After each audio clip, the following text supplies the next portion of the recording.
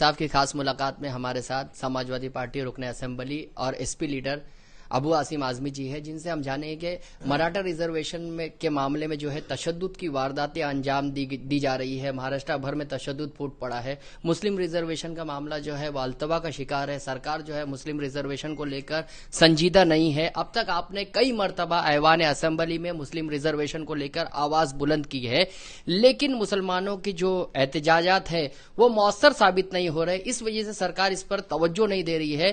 तो इस सिलसिले में आपने दोबारा जो है 5% रिजर्वेशन का डिमांड जो है वो किया है। इस सिलसिले में समाजवादी पार्टी की हिकमत अमली क्या होगी और किस तरीके से आप रिजर्वेशन का डिमांड आगे करेंगे? नहीं, मैं देख रहा हूं, मुझे ऐसा लगता है कि इस मुल्क में सीधे उंगली घी नहीं निकलेगी, उंगली टेढ़ी करनी पड़ेगी और हम वो नहीं करना चाहते हैं। हम सड़क पर उतर कर तशद्दुद करें, हम जाकर किसी मिनिस्टर के घर को तोड़ें, कांच तोड़ें, हमारी हैसियत नहीं है। अगर हमने ये किया ना तो हमारे कई सौ लोग गोलियों को निशाना बन जाएंगे, कई लोग जेल भेज दिए जाएंगे और हम आतंकवादी कहे जाएंगे। हमारे साथ इंसाफ नहीं हो रहा है। वो कत्ल भी करते हैं तो चर्चा नहीं होता, हम भी भरते हैं तो हो जाते हैं बदनाम।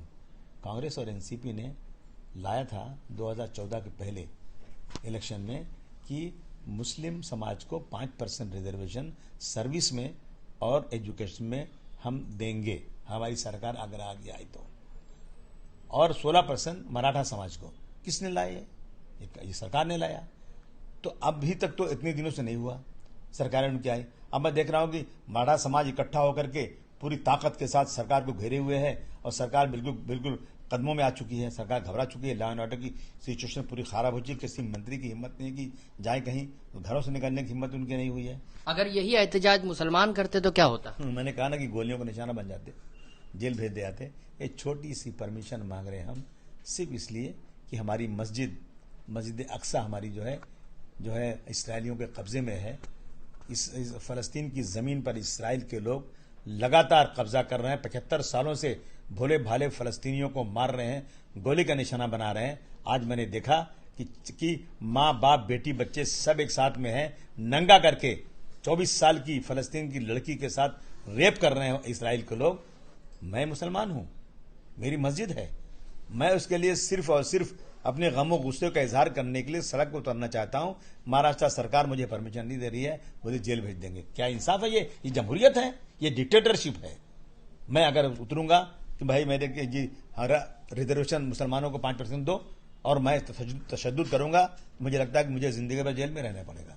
हम तो बड़ी ईमानदारी के साथ लॉ एंड ऑर्डर को मेंटेन करने हुए, कानून का पूरा पालन करते हुए मैं मांग कर रहा हूं। मैं मराठा भाइयों का पूरा सपोर्ट कर रहा हूं, उनके इस आंदोलन का, इनके इस मांग का, उनके रिजर्वेशन का। इसी के साथ साथ जब एक ही साथ में दोनों के रिजर्वेशन की बात हुई थी, तो मैं मांग कर रहा हूं कि मुसलमानों को भी 5% रिजर्वेशन मिलना चाहिए। और यह फर्ज होता है कांग्रेस और एनसीपी का, खास तौर से उन लोगों को, उनको कहना चाहिए कि इसी रिजर्वेशन के साथ साथ मुसलमानों का रिजर्वेशन भी मिलना ही चाहिए। और अगर नहीं मिला तो मैं मुस्लिम कौम से पूछूंगा कि इनसे सवाल करो, ये हमसे सिर्फ वोट लेना चाहते हैं, हमें बर्बाद करना चाहते हैं, सिर्फ मुंह से बोल करके, और पीछे जो है कहते हैं ना कि मुंह में राम बगल में छुरी, और हमें जो है हमसे वोट मांगेंगे। हम उनके वोट बैंक हैं, हम उनके मधुआ गुलाम हैं, और हमारी बातें नहीं करेंगे ये लोग। जिस तरह से मुस्लिम रिजर्वेशन का मामला है और फिलिस्तीन का मामला आपने कहा है कि फिलिस्तीन की जो है आप हिमायत करते हैं जिस तरीके से, और यहां पर जो है पुलिस ने ये इजाजत देने से इनकार कर दिया है। इसराइल और फिलिस्तीन के हिमायत में या उसके खिलाफ एहतजाज करना यहां पर जुर्म करार दिया गया है। कई केसेस बने मुस्लिम नौजवानों पर, तो उस सिलसिले में आप क्या कहेंगे? बहुत गलत हो रहा है, ये बहुत गलत हो रहा है।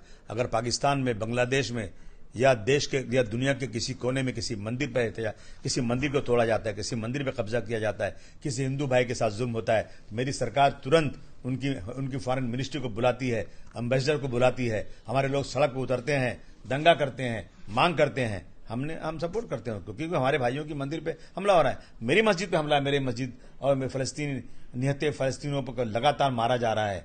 अगर मेरा फर्ज होता है, अगर मैं मुसलमान हूं तो, और फर्ज तो तमाम इंसाफ पसंद लोगों का होता है। गांधी जी ने कहा था, जवाहरलाल नेहरू जी ने कहा था, और अटल बिहारी वाजपेयी साहब ने कहा था फलस्तीन फ्री होना चाहिए। इसी देश में जहां हम बैठे हैं, भारतवर्ष गुलाम था अंग्रेजों का, सबने मिलकर कंधे से कंधा मिला करके हर जात बिरादरी के लोगों ने अंग्रेजों को भगाया, देश को फ्री किया। तो फलस्तीन को फ्री कराने में अगर हमारी कुछ आवाज बुलंद हो रही है तो सरकार हमारे पर जुल्म क्यों कर रही है? ये नाइंसाफी है, ये गलत है। ये वजीर आजम नरेंद्र मोदी जी जो है वो 22 जनवरी को जो है वो मंदिर का इनोग्रेशन करेंगे। बाबरी मस्जिद की जगह जो मंदिर बनी है आलीशान, उसका इनोग्रेशन करेंगे। लेकिन अब तक जो है वो धनीपुर में मस्जिद की जो संग बुनियाद रखी जा रही है, कुछ लोगों ने जो है वो कबूल कर लिया है कि मस्जिद जो है वो उसके बदले, बाबरी मस्जिद के बदले दूसरी जगह जो जगह दी गई है उसे कुछ लोगों ने कबूल कर लिया। इस सिलसिले में आपका क्या कहना है? नहीं, देखिए, कुछ लोगों को कोई राइट नहीं है। मैं मानता हूं कि मेरे मुल्क के अंदर जो मुसलमानों की जमात है जिसने इस केस को लड़ा है और जो सारे मसलक को लेकर साथ चलती है, वो उस जमात का नाम है Muslim personal law board. Muslim law personal law board, Jamaat Islami, Jamaatul Ulama, ये जमातें अगर इसको वहां उस जमीन पे मस्जिद बनाने की बात बनाती हैं तो हम सब उनके साथ खड़े हैं। और अगर कोई दूसरा इसमें आता है बीच में ना, तो बिल्कुल कोई किसी को मदद करने की कोई जरूरत नहीं है। ये सब जो है ना, इस सरकार के पिट्ठू लोग हैं जो आगे आते हैं और चंदा को जमा कर रहा है, कुछ कर रहा है। मैं आपके माध्यम से तमाम लोगों से कहना चाहता हूं कि बिल्कुल कोई भी 1 रुपया चंदा नहीं देगा, कोई भी इसमें कंट्रीब्यूट नहीं करेगा जब तक जमात इस्लामी, जमातुल उलमा एंड जो है मुस्लिम पर्सनल लॉ बोर्ड के लोग आगे बढ़ करके ये ना कहें कि वहां मस्जिद बनाना है। उस वक्त तक कुछ नहीं करना है। क्या लगता है कि बीजेपी जो है वो इलेक्शन के पहले जो है इस तरह के लोगों को खड़ा करके कुछ मामला तैयार करके मुसलमानों के वोट लेना चाहती है?